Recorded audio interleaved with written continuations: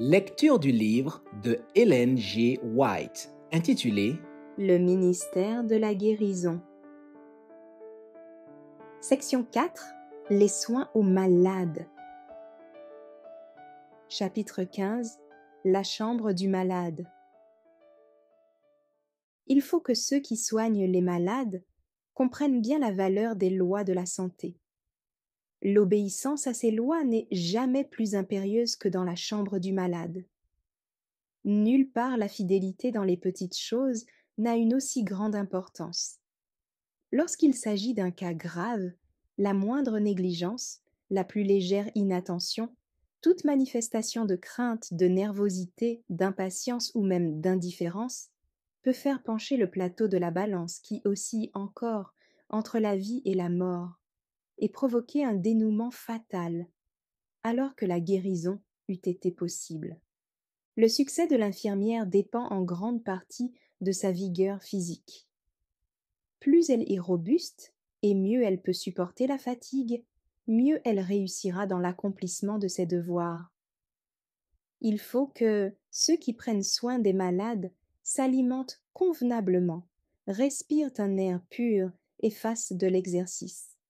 Des précautions, semblables prises par les membres de la famille, leur permettront d'endurer des fatigues supplémentaires et contribueront à les préserver de la maladie.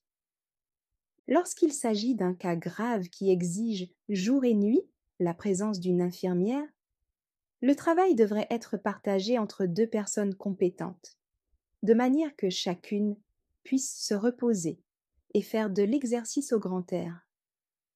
Ceci est particulièrement important dans les cas où il est difficile d'aérer suffisamment la chambre du malade.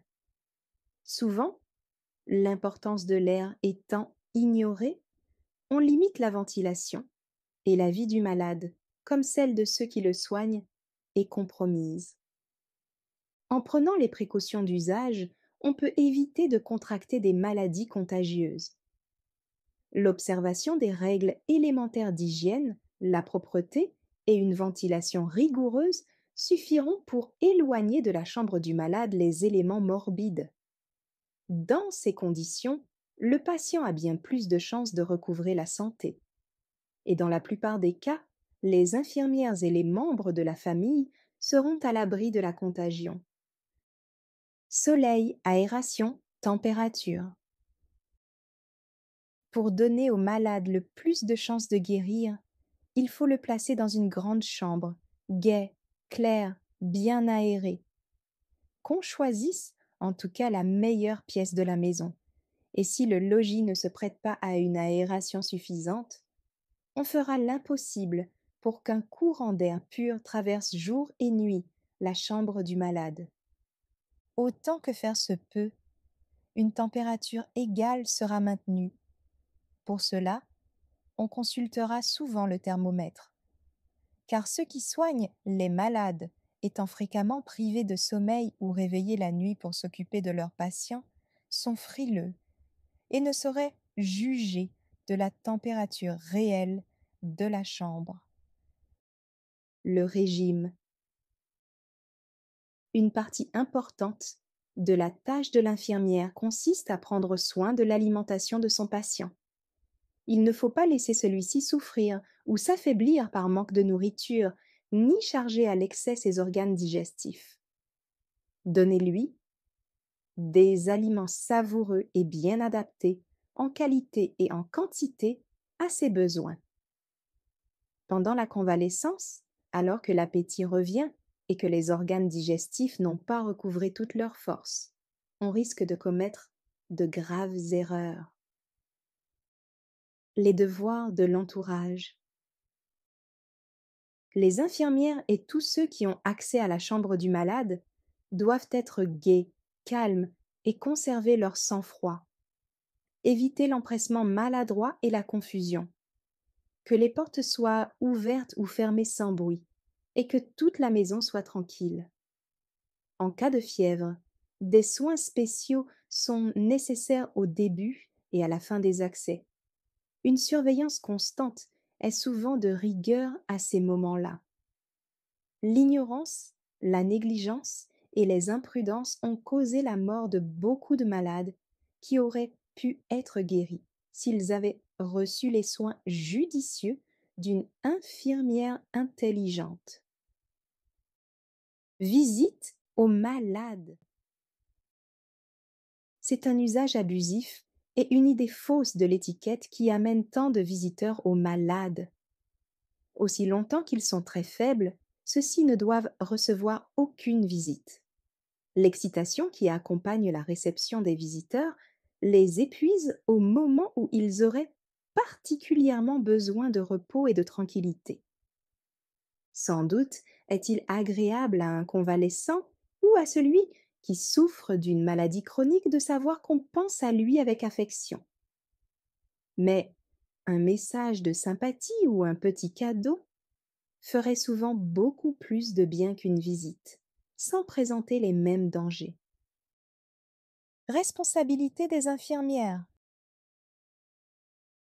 Dans les sanatoriums et les hôpitaux, où les infirmières sont constamment en relation avec un grand nombre de patients, c'est grâce à un effort de volonté qu'elles pourront conserver leur bonne humeur et manifester dans leurs actes et leurs paroles qu'elles ont à cœur les intérêts de leurs malades. L'accomplissement de leurs tâches est d'une importance capitale. Qu'elles n'oublient pas que leur travail est une manière de servir le Christ. Il faut parler aux malades avec sagesse. Ceux qui les soignent ont besoin de consulter chaque jour les Écritures, afin de savoir prononcer des paroles qui encouragent et fassent du bien. Des anges sont présents dans les chambres des patients, et des infirmières doivent se dégager une influence suave et pure. Il faut que les médecins et leurs assistants aient en haute estime les principes du Christ et manifestent ces vertus dans leur vie de chaque jour. Alors, par leurs paroles et par leurs actes, ils attireront les malades au Sauveur.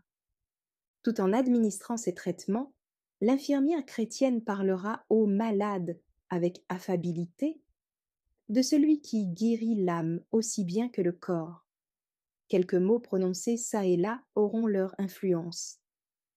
Les infirmières d'un certain âge sont particulièrement qualifiées pour parler du Sauveur chaque fois qu'elles en ont l'occasion. Qu'elles associent la guérison de l'âme à celle du corps, et ne manquent pas de dire avec bonté et tendresse à celui qui désire être guéri qu'il doit cesser de transgresser la loi divine.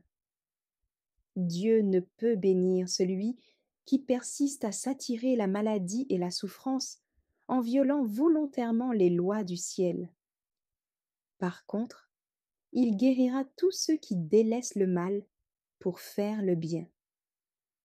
Les hommes qui ne craignent pas le Seigneur agissent toujours contrairement aux intérêts bien compris de leur âme et de leur corps. Mais ceux qui consentent à se soumettre à Dieu en ce monde de péché renoncent à toute mauvaise habitude. La gratitude et la charité remplissent leur cœur. Le sentiment qu'ils ont de l'amour du Christ fait plus pour leur guérison que les meilleurs soins. Ces deux phases de l'œuvre d'une infirmière sont essentielles. Elles doivent marcher de pair. Merci d'avoir écouté cette lecture. Si vous avez des questions ou des remarques sur le thème abordé, n'hésitez pas à les partager dans les commentaires et notre équipe ne manquera pas de les considérer. À bientôt sur lereste.org.